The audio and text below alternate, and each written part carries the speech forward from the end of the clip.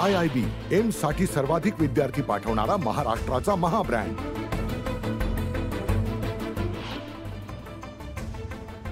10वी आणि 12वीच्या परीक्षार्थींना फॉर्म 17 भरण्याकरता मुदतवाढ देण्यात आली आहे। त्यामुळे आता 15 ऑक्टोबर पर्यंत परीक्षेकरता अर्ज करता येणार आहे। अहमदनगरमध्ये महापालिकेच्या कर्मचाऱ्यांनी मंत्रालयापर्यंत विविध मागण्यांकरता लॉंग मार्च काढला। 751 कर्मचारी रजेवर गेल्यामुळे पालिकेचं काम ठप्प झालंय। बुलढाण्याच्या खामगाव शहरातील घंटागाडी कामगारांचं काम बंद आंदोलन सुरू आहे। आंदोलकांनी खामगाव नगर परिषदेसमोर घंटागाड्या लावून घोषणाबाजी केली। बुलढाण्याच्या खामगाव शहरातील पथदिवे बंद असल्याने MIM आक्रमक झाली आहे। 8 दिवसांच्या आत पथदिवे सुरू न केल्यास तीव्र आंदोलनाचा इशारा MIM कडून देण्यात आलाय। बुलढाण्याच्या खामगावमध्ये कटलरीच्या दुकानाला भीषण आग लागली। अग्निशमन दलाच्या गाड्या घटनास्थळी दाखल झाल्या असून आगीचं कारण अद्याप समजू शकलेलं नाही। नवी मुंबईत पालिका अतिक्रमण कंत्राटी कामगारांना मारहाण करण्यात आली। फुटपाथवर फळं विक्री करणाऱ्यांवर कारवाई करताना ही घटना घडली असून APMC पोलीस ठाण्यात गुन्हा दाखल करण्यात आलाय। मुंबई नाशिक महामार्गावर प्रचंड वाहतूक कोंडी झाली आहे। टिटवाळा फाटा परिसरात ट्रक उलटल्याने मुंबईकडे जाणारी वाहतूक ठप्प झाली आहे। 10 ते 15 किलोमीटर पर्यंत वाहनांच्या रांगा लागलेल्या आहेत। अमरावती कृषी उत्पन्न बाजार समितीत सोयाबीनच्या दरात घसरण झाली आहे। प्रति क्विंटल 400 रुपयांची घट होऊन सोयाबीनला सध्या 4600 रुपये भाव मिळतोय।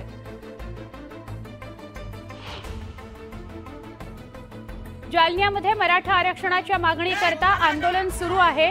भोकरदन तालुक्यातील गोकुळ गावातील एका आंदोलकाने मोबाईलच्या टॉवरवर चढून घोषणाबाजी केली। परभणी जिल्ह्यातील आरोग्य विभागात अनेक पदं रिक्त आहेत। वेळेत निधी मिळत नसल्याने रुग्णांना सुविधा देण्यात देखील अडचणी येत आहेत।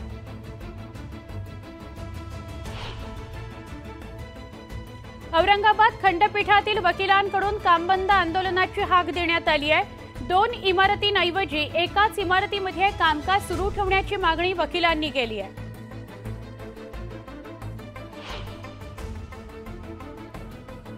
अकोल्यातील नुकसानग्रस्त शेतकऱ्यांना मदत मिळावी याकरता शेतकरी संघर्ष समिती आक्रमक झाली आहे। बार्शी टाकळी तहसील कार्यालयावर मोर्चा काढत विविध मागण्यांचं निवेदन आंदोलकांनी तहसीलदारांना दिलंय।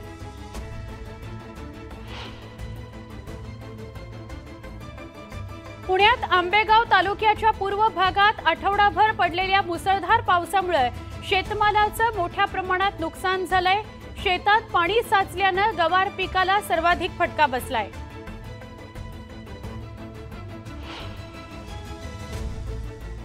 वाशिममध्ये भाजीपाल्याची आवक घटल्याने भाजीपाल्याच्या दरात वाढ झाली आहे। 40 रुपये किलोने मिळणारा भाजीपाला आता 50 ते 70 रुपये किलोवर पोहोचल्यामुळे सामान्यांच्या खिशाला फटका बसतोय।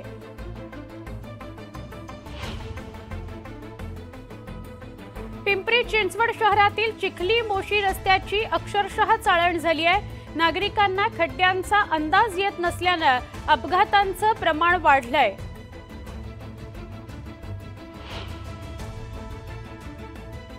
इटलीमध्ये पर्यटकांना घेऊन जाणाऱ्या बसचा भीषण अपघात झालाय। या अपघातात 21 जणांचा मृत्यू झाला असून 18 जण जखमी झालेत।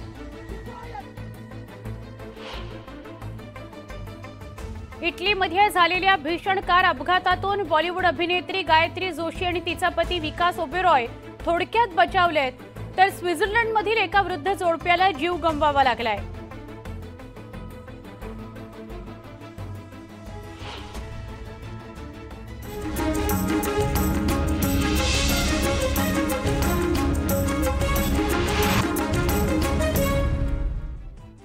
नमस्कार, मी सुवर्ण। महाराष्ट्र अनलिमिटेड या 2च्या बुलेटिन मध्ये आपल्या सगळ्यांचं स्वागत। काही सविस्तर बातमी आपल्याला बघायच्या आहेत, पण सुरुवात आपण हेडलाइन्सने करूया।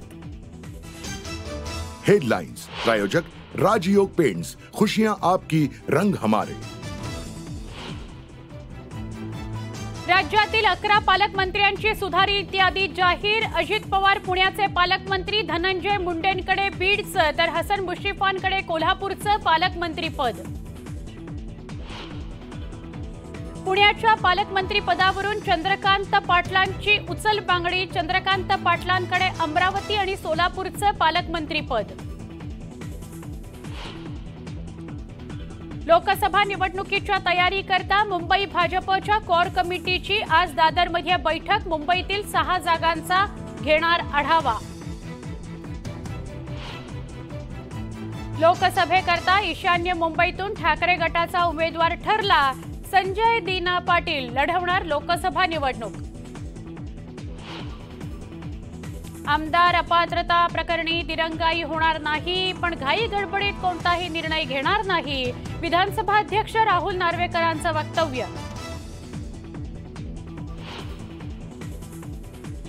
स्थानिक स्वराज्य संस्थांच्या निवडणुकांबाबत सुप्रीम कोर्टातली सुनावणी तब्बल 2 महिन्यांनी लांबणीवर, 28 नोव्हेंबरला होणार सुनावणी।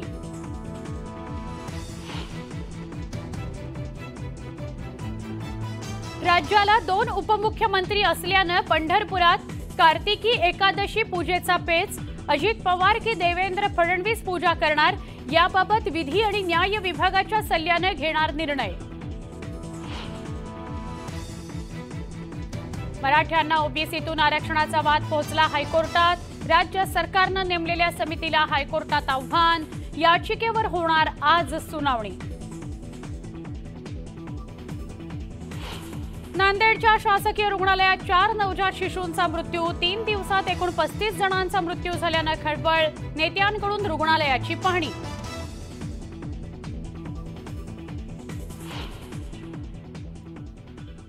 सविस्तरपणे बातम्या बघूयात। राज्यातल्या 11 जिल्ह्यांच्या पालकमंत्र्यांची सुधारित यादी मुख्यमंत्री एकनाथ शिंदे यांनी आज जाहीर केली।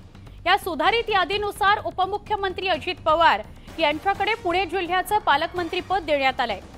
चंद्रकांत पाटलांकडे, ज्यांच्याकडे आधी पुण्याचं पालकमंत्रीपद होतं, त्या चंद्रकांत पाटलांकडे सोलापूर आणि अमरावतीचं पालकमंत्रीपद देण्यात आलंय, तर बीडचं पालकमंत्रीपद धनंजय मुंडेंकडे आहे। सविस्तर आपण पालकमंत्र्यांची यादी बघूया। पुण्याचं पालकमंत्रीपद अजित पवारांकडे, बीडचे पालकमंत्री धनंजय मुंडे, अकोल्याचे पालकमंत्री राधाकृष्ण विखे पाटील,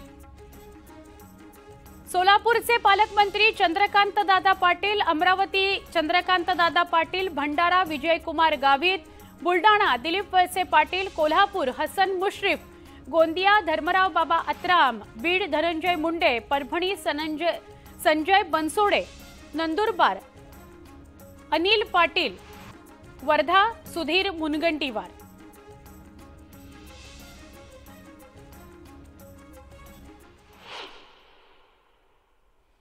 आमचे प्रतिनिधी उदय जाधव यांच्याशी सविस्तर बोलूया। उदय, पालकमंत्री पदाची नावं समोर येत आहेत, अर्थात जी चर्चा होती गेले काही महिने की पुणे कदाचित अजित पवारांकडे जाऊ शकतं, मग चंद्रकांत पाटलांना काय दिलं जाणार, सगळं समोर स्पष्ट झालंय, काय सांगाल?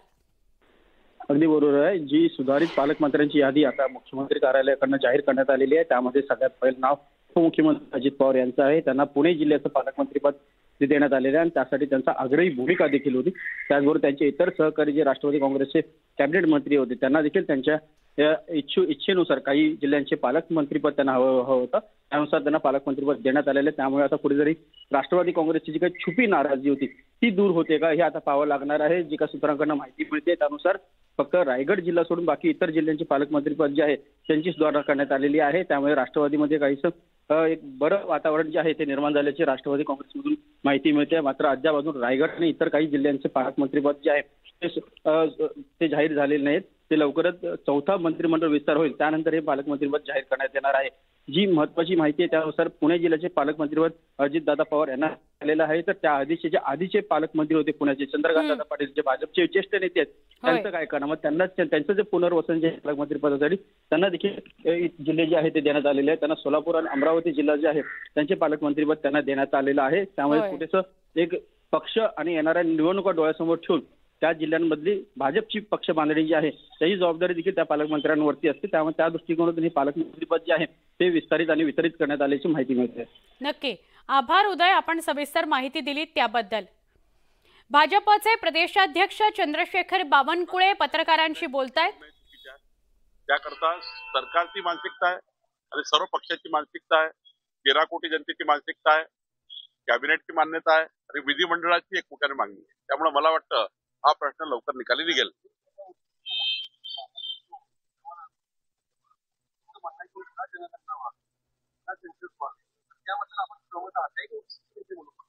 असं आहे, शेवटी जनगणना करण्याचा अधिकार हा केंद्र सरकारचा आहे आणि संविधानाने आपले जे संविधान आपण स्वीकारला त्या संविधानामध्ये एसटी एसटी आणि अदर्स असं सर्वेक्षण आहे जनगणनेचं. आता राहिला राज्याचं. राज्यांनी आपापल्या राज्याचा डेटा तयार करावा का, हा राज्याचा अधिकार आहे. तो सेन्सस नाही आहे, जनगणना नाही आहे. राज्यांनी स्टॅटिस्टिकल डेटा किती जनसंख्या आहे कुठल्या समाजाची त्याचा डेटा तयार करण्याचा श्रेय राज्य सरकार घेऊ शकतं आणि त्यामुळं तो श्रेय केव्हा घ्यायचा हे मुख्यमंत्री आणि आपलं सरकार ठरवेल. उचललेले आहे समाज किती, बिहारमध्ये हिंदू समाज किती, मी तेच सांगितलं की त्याच्याकरता जो स्पेसिफिक डेटा तयार करायचा तो अधिकार राज्य सरकारला आहे.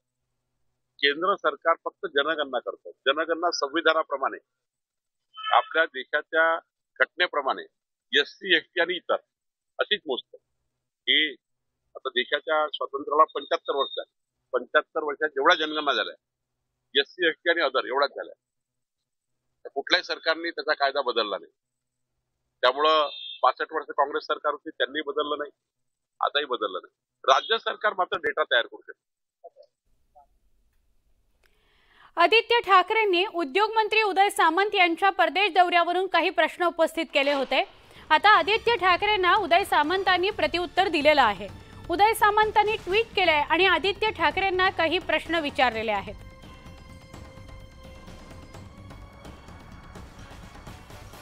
उदय सामंतांनी काय ट्विट केलंय त्यावर आपण नजर टाकतोय. उदय सामंतांनी ट्विट केलंय त्यात ते असं म्हणतायत काही प्रश्न अनुत्तरित आहेत. पहिला तर 2022च्या दावोस दौऱ्यावर जाण्यासाठी तत्कालीन ऊर्जा मंत्री यांचा विमान, वाहन आणि हॉटेल खर्च कुणी केला? 2 म्हणजे तत्कालीन पर्यटन आणि पर्यावरण मंत्री यांचा विमान खर्च, वाहन खर्च आणि हॉटेल खर्च कुणी केला? सगळ्यात महत्त्वाचा तिसरा मुद्दा, मंत्री पर्यावरण आणि पर्यटन यांचे OSD यांचा विमान खर्च, वाहन खर्च, हॉटेल खर्च कुणी केला? वरील दौरा स्वखर्चाने केला असेल तर खरंच अभिनंदन. चौथा मुद्दा, दावोसला झालेल्या ऊर्जा विभागाच्या MOUचं काय झालं? दावोसला MOU झालेल्या सिनारामस या प्रकल्पाकरता कॅबिनेट कमिटी का झाली नाही? 6वा मुद्दा, खोके सरकार म्हणजे माननीय अजितदादा पवार पण त्यात आहेत का?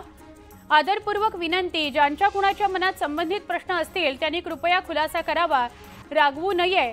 पुन्हा एकदा शिंदे फडणवीस पवार सरकारवर टीका करण्याकरता शुभेच्छा.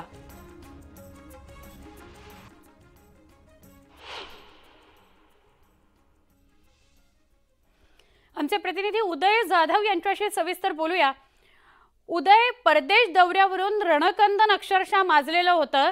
आदित्य ठाकरे फार बोलत होते, मी ट्विट केलं म्हणून 2 परदेश दौरे सुद्धा रद्द झाले, एक मुख्यमंत्र्यांचा एक सामंतांचा. आता त्याला उत्तर दिलंय उदय सामंतांनी. आपण बघतोय की उद्योगमंत्री उदय सामंत यांनी ट्विट करून आदित्य ठाकरे यांना एक प्रत्युत्तर दिलेलं आहे. 2 दिवसांपूर्वी आदित्य ठाकरे यांनी पत्रकार परिषद घेतली होती आणि राज्य सरकारच्या मंत्र्यांचे जे विदेश दौरे आहेत त्यावरती त्यांनी आरोप केले होते, टीका केली होती. ह्या विदेश दौऱ्याचा खर्च कोण करते, का करते आणि विदेश दौऱ्यासाठी जाणं आवश्यक आहे का, इथपर्यंत त्यांनी प्रश्न जे आहेत ते सर्व उपस्थित केले होते. त्यालाच आता उत्तर जे आहे उद्योगमंत्री उदय सामंत यांनी दिलेलं आहे. त्यांनी याआधी स्पष्ट केलेलं आहे की ते लंडन येथे छत्रपती शिवाजी महाराजांची वाघनख त्यांचा जो सामंजस्य करार होणार आहे त्यासाठी ते उपस्थित होणार आहे आणि त्यासाठी जाणारा खर्च ते स्वखर्चाने करणार आहे असं देखील त्यांनी याआधी जाहीर केलेले. सध्या ते लंडनहून मुंबईला परत मारता लंडनवरच त्यांनी एक ट्विट केलेलं आहे आणि त्या ट्विटवरून त्यांनी आदित्य ठाकरे यांना 6 जे प्रश्न जे ते विचारलेले आहेत. आदित्य ठाकरे जेव्हा मंत्रिमंडळात होते, पर्यावरण मंत्री होते, पर्यटन मंत्री होते, त्यावेळेला त्यांनी जे विदेश दौरे केले ते कोणासाठी केले आणि ते का केले. दावोसचा दौरा त्यांचा होता, तो दौरा देखील त्यांनी कसा केला, कोणत्या खर्च केला, त्यांच्याबरोबर जे अधिकारी आले त्या अधिकाऱ्यांचा खर्च कोणी उचलला, असे अनेक प्रश्न जे आहेत ते त्यांनी विचारलेले आहेत. आणि या सर्व प्रश्नांना आता ठाकरे गटाकडनं कसं उत्तर मिळतं हे आता पाहावं लागेल. नक्की. धन्यवाद उदय, माहिती दिली त्याबद्दल.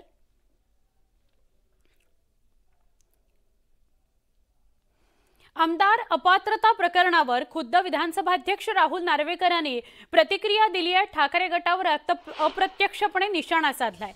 नियमानुसार निर्णय घेणार असून कुणाच्याही दबावाला बळी पडणार नाही. कुणीही कितीही आरोप केले तरी काही फरक पडत नाही, अशी टीका राहुल नार्वेकर यांनी ठाकरे गटावर केली आहे. तर माझा घाना दौरा आधीच रद्द झाला होता, मात्र काहींनी उगाच कांगावा केलाय, असं म्हणत नार्वेकर यांनी आदित्य ठाकरेंवरही निशाणा साधलाय. नाना पटोले काँग्रेसचे प्रदेशाध्यक्ष बोलतायत. थेट प्रक्षेपण.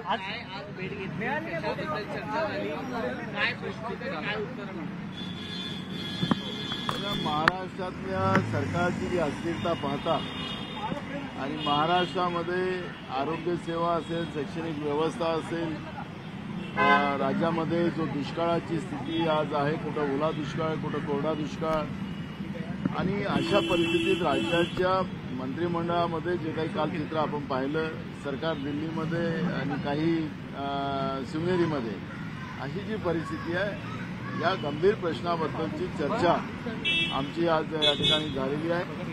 आणि या सगळ्या घटनेकडे आम्ही लक्ष देऊन आहोत. त्याबरोबर जागा वाटपासंदर्भात काही चर्चा झाली का? कारण लोकसभा प्रोसिजर आहे तिथं चालत राहणार आहे. राज्यामध्ये जी काही भयावह आता परिस्थिती आहे, काल संभाजीनगरमध्ये असेल किंवा नांदेडमध्ये असेल, जे मृत्यूचं तांडव पाहिलेलं आहे आणि त्याला सरकारचं गांभीर्य आपल्याला त्या ठिकाणी पाहायला मिळत नाही.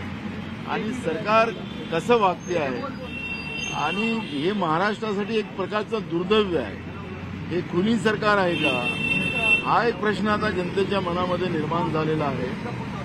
निरपराध लोकांचा जीव घेणारं हे सरकार महाराष्ट्रामध्ये आले आणि त्या सरकारच्या बद्दलची स्वाभाविक चिंता विरोधी पक्ष म्हणून आमच्यामध्ये यावी, आणि म्हणून आज उद्धव ठाकरे साहेबांबरोबर त्याच्यावरची चर्चा झाली. मुंबईमध्ये आपण काही आहात का? उद्धव ठाकरे सध्या जागांचा आढावा घेत आहे. आपल्याला या महाविकास आघाडीमध्ये लोकसभेला काही जागा मिळतील. आम्ही पण आढावा घेतलेला आहे. हे सर्वात प्रथम आम्ही काँग्रेसच्या वतीनंच सांगितलेलं आहे. आमच्या पण सगळ्या जागेचा आढावा झालेला, मेरिटच्या आधारावर सगळ्या ठिकाणी चर्चा केली जाईल. ही जागा जिंकून येणारा जो कोणी उमेदवार असतील त्याच पद्धतीनं त्या पक्षाला दिल्या जातील. कोणाला कमी किंवा कोणाला जास्त हा विचार केला जाणार नाही. भाजपला महाराष्ट्रातून हद्दपार करणं हाच महाविकास आघाडीचा आणि इंडिया अलायन्सचा मुख्य उद्देश आहे आणि त्यामध्ये करतो. राष्ट्रवादीच्या मंत्र्यांना अखेर पालकमंत्रीपदाचं वाटप झालेलं आहे. अजित पवार यांना पुण्याचे पालकमंत्री करण्यात आलेलं आहे. परंतु रायगडचा जो वाद होता त्यामुळे रायगडचे पालकमंत्री उदय सामंत जातील, आदित्य ठाकरे यांना पालकमंत्री काय सांगाल? मी तुम्हाला सांगितलं, या सरकारमध्ये गोंधळाची परिस्थिती आहे. तिकडी सरकार आहे, हे 3 इंजिनचं सरकार नाही, हे तिकडीचं सरकार आहे. एक एकाला ओढतो तो दुसऱ्याला ओढतो आणि महाराष्ट्रातली जनता वाऱ्यावर आहे. अशी परिस्थिती या महाराष्ट्रात जी निर्माण झालेली आहे, हे कधी नव्हे. ही परिस्थिती आज महाराष्ट्रात निर्माण झालेली आहे. या सरकारचा सर्वत्र धिक्कार होते असे चित्र आपण पाहतो. रश्मी शुक्ला यांची नियुक्ती झाली, अनुपस्थित राहिले. मुख्यमंत्री उपमुख्यमंत्री दिल्लीमध्ये गेले आणि आज पालकमंत्र्यांची यादी झाली. त्यामध्ये जे राष्ट्रवादी तुम्हाला सांगितलेलं या सरकारमध्ये सगळे प्रबनाव चाललेला आहे. हे सरकार नाही, म्हणजे मलाईसाठी एखादी आलेले हे सगळे लोक आहेत आणि राज्याच्या जनतेच्या कामाचा पैसा लुटणं एवढंच या सरकारमधल्या लोकांचं काम आहे. त्यासाठी हे सरकार एकत्रित आहे. रश्मी शुक्ला यांची राज्यपालाकडे हो. नाना पटोले बोलत होते. जागा वाटपासंदर्भात चर्चेतून आमचे मवियाचे पक्ष आम्ही आपापसात तोडगा काढू, त्यावरनं कुठलंही राजकारण नाही. आमच्यामध्ये सामंजस्य आहे आणि मॅच्युरिटीने आम्ही तिघंही जागा वाटपासंदर्भातला निर्णय घेऊ, अशी प्रतिक्रिया दिली आहे नाना पटोले यांनी. 16 आमदार अपात्रता प्रकरणी सुप्रीम कोर्टात पुढची सुनावणी 9 ऑक्टोबरला होणार आहे. सुनील प्रभू आणि विधानसभा अध्यक्ष राहुल नार्वेकर असं हे प्रकरण आहे. सुप्रीम कोर्टाने आमदार अपात्रता प्रकरणाचा निर्णय राहुल नार्वेकरांवर सोपवलेला आहे, म्हणजे विधानसभा अध्यक्षांवर. त्यानुसार राहुल नार्वेकरांनी प्रक्रिया सुरू केली, पण या निर्णय प्रक्रियेत राहुल नार्वेकर दिरंगाई करत असल्याचा आरोप सुनील प्रभूंनी याचिकेमध्ये केलेला आहे।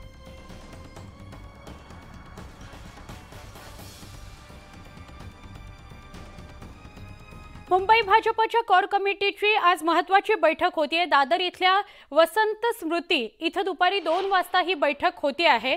या बैठकीमध्ये आगामी लोकसभा निवडणूक तयारीच्या दृष्टीने मुंबईतल्या 6 जागांचा आढावा घेतला जाणार आहे।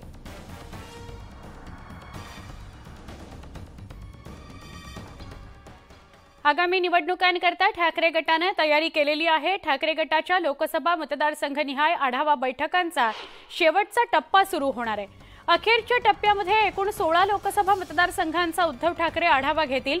यामध्ये मुख्यत्वे मराठवाडा आणि कोकणातील मतदारसंघांचा ठाकरे आढावा घेणार आहेत, तर काही मतदारसंघांचा ठाकरे पुन्हा एकदा आढावा घेणार आहेत, जसं की शिर्डी, रायगड, रत्नागिरी, सिंधुदुर्ग, हिंगोली या लोकसभा मतदारसंघांचा ते पुन्हा एकदा आढावा घेतील। आगामी लोकसभा निवडणुकीकरता सगळ्याच पक्षांनी कंबर कसलेली आहे। यंदा महायुती विरोधात महाविकास आघाडी अशी निवडणूक रंगणार आहे। त्यामुळे ठाकरे गटाकडून आगामी लोकसभा निवडणुकीकरता उमेदवारांची चाचपणी सुरू आहे। ठाकरेंचं लक्ष मुंबईकडे असून मुंबईतील 6 पैकी 4 जागांकरता ठाकरे गट आग्रही असल्याचं बोललं जात आहे। पण ईशान्य मुंबईकरता कोण हे मात्र ठाकरेंचं ठरत नव्हतं। ईशान्य मुंबईतून संजय राऊत नाही तर मग संजय दीना पाटील यांच्या नावाची ठाकरे गटाकडून निश्चिती करण्यात आलेली आहे। ईशान्य मुंबईत सध्याचे ठाकरे गटाचे राज्यसभा खासदार संजय राऊत यांच्या नावाची चर्चा होती। संजय राऊत यंदा लोकसभेच्या रिंगणात उतरणार असल्याचं बोललं जात होतं, पण आता ठाकरेंनी या चर्चांना पूर्णविराम दिलाय आणि संजय दीना पाटलांच्या नावावर शिक्कामोर्तब केल्याचं बोललं जात आहे। संजय दीना पाटील हे 2004 साली आमदार राहिलेले आहेत। 2009ला ते खासदार होते। तसंच काही वर्षांपूर्वी संजय दीना पाटील यांनी राष्ट्रवादी काँग्रेसमधून ठाकरेंच्या शिवसेनेमध्ये प्रवेश केलेला आहे। पुढची बातमी, भाजप नेत्या पंकजा मुंडे चेअरमन असलेल्या वैद्यनाथ सहकारी साखर कारखान्यावर जीएसटी विभागाने केलेल्या कारवाईवरून मुंडे समर्थक आक्रमक झालेले आहेत। जीएसटी भरण्याकरता जिल्हाभरातून 2 दिवसांमध्ये जवळपास 7 कोटी रुपये निधी जमा करण्यात आलाय। दसरा मेळाव्यामध्ये ही रक्कम पंकजा मुंडे व खासदार प्रीतम मुंडे यांच्याकडे सुपूर्द करण्यात येणार आहे।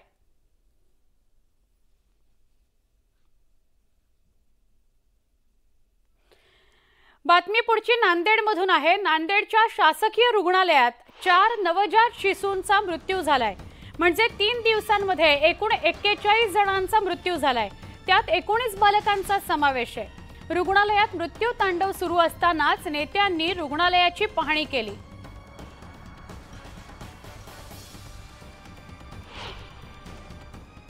परिस्थिती खरोखरच तशी वाईटच आहे।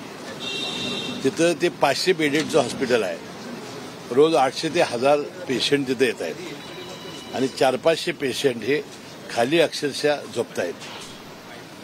नंतर दुसरी अवस्था अशी आहे की तिथं एनएमसीच्या नॉर्मप्रमाणे 8 लहान मुलांच्या पेट्या आहेत, तर जास्तीत जास्त 16 ठेवता येतील मुलं।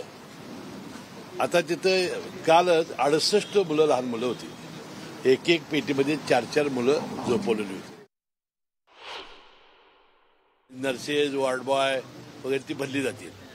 क्लास 4ची जी पदं आहेत ती काही आउटसोर्स करायची आहेत आणि काही पदं जिल्हाधिकाऱ्यांच्या अध्यक्षतेखाली समितीने भरायची आहेत। त्यांना आम्ही सगळ्या जिल्हाधिकाऱ्यांना तात्काळ पदं भरण्याबाबत आम्ही कळवलेलं आहे। औषधाचा कोणताही तुटवडा नाही, तर जवळजवळ 10-12 कोटी रुपये जिल्हा नियोजन मंडळाकडून प्राप्त झालेले आहेत। त्यानंतर आम्ही 30% स्वतः 1.5 लाख खर्च करण्याची औषधाच्या इन्स्ट्रुमेंटसाठी परवानगी आधी दिली होती, परत 10% वाढवून आम्ही दिलेली आहे। म्हणजे 40% त्याला औषधासाठी आणि इन्स्ट्रुमेंटसाठी इथं त्याला हपकींच्या परवानगीची गरज नाही। या सगळ्या बातम्यांसह बुलेटिनमध्ये इथेच थांबतोय। ताज्या बातम्यांकरता वेगवान स्वरूपातल्या घडामोडींसह काही क्षणात पुन्हा भेटूया।